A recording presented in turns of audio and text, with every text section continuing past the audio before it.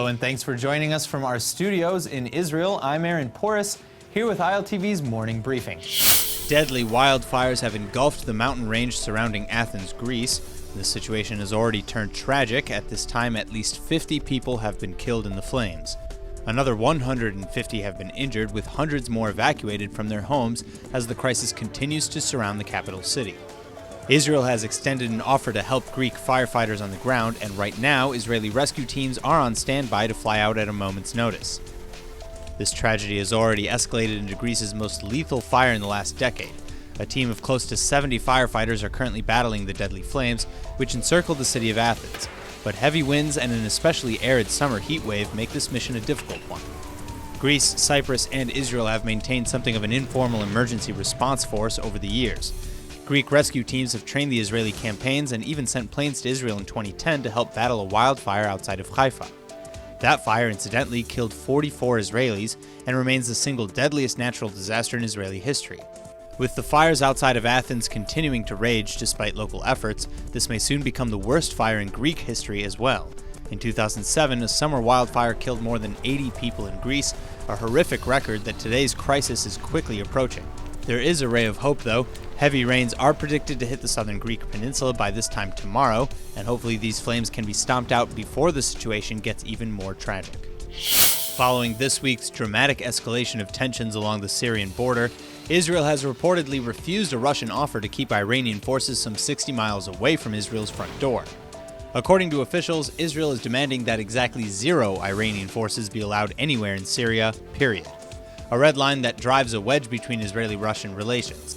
News of this offer and consequent rejection of it surfaced shortly after Russian Foreign Minister Sergei Lavrov made an unannounced visit to meet with Prime Minister Netanyahu. Their meeting comes on the heels of a flashpoint of violence between Israel and Syrian-Iranian forces. Yesterday, 2 medium-range missiles were fired at Israel from Syrian airspace, though neither reached Israeli territory. 36 hours prior to that, Israel reportedly conducted airstrikes on a Syrian missile factory with links to both Hezbollah and Iran. Moscow has played a crucial role in Syria for the last several years, helping Assad's forces hunt down and destroy the rebel factions within its country's border. A tactic that has often amounted to accusations of grotesque war crimes and genocide of civilians. Regardless, Israel has invested heavily in an alliance with Russia to protect its own security interests as Iran continues to entrench forces in the destabilized region. This comes at a time when a war between Iran and the United States has never seemed more likely. The latest war of words, or more accurately tweets, between United States President Donald Trump and Iranian President Rouhani has threatened to explode into a whole new cross-regional conflict. Israeli efforts to keep Iran off its northern border is easily the army's #1 mission, but for now 60 miles is still too close for comfort given the regime's stated objective to wipe out the Jewish state. Most in the international community are praising the Hail Mary operation to evacuate the White Helmet workers from Syria to Jordan through Israel. A total of 422 people made it across in the operation that was put together and carried out in just 6 tense hours. One of them being a newborn, Nairuz, who was born via C-section en route.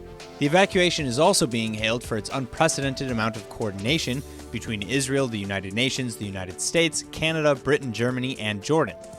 Unfortunately, due to the sensitive nature of the trip and the political implications it would no doubt have had, many White Helmets refused to leave through Israeli territory.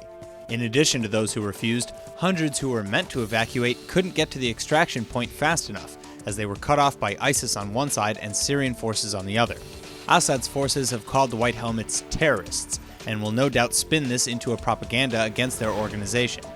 The international community does largely disagree, however, with German Foreign Minister Heiko Maas saying Germany is very relieved about the evacuation and that for years the White Helmets have been the first rescuers on the scene risking their own lives and that they've saved more than 100,000 people. Still, even though the future looks more stable for the 422 who made it out, that road has closed now, so it remains very uncertain for the 3,000 White Helmets left in northern Syria who remain. True to his word, Israeli Defense Minister Avigdor Lieberman has announced that the Kerem Shalom border crossing into Gaza will partially reopen today at noon, now that incendiary kite and balloon attacks have stopped. Partial restrictions still apply, however.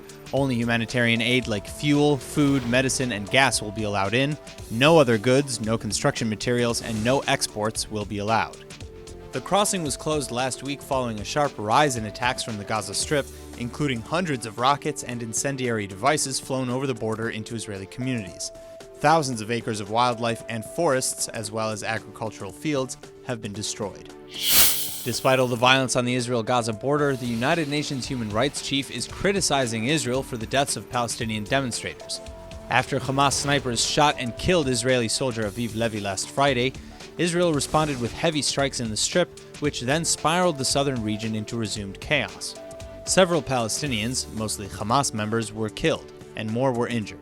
But at least 170 rockets were fired at southern communities like Sderot and Ashdod in Israel. An Israeli family of 4 was injured by shrapnel when one rocket landed in their front yard. But since then, the ceasefire seems to be holding, and as part of the agreement, these concessions on the Kerem Shalom crossing will begin. That's all for now. I'm Aaron Porras, and see you later with our main daily broadcast from Israel at 2 p.m. Eastern Time.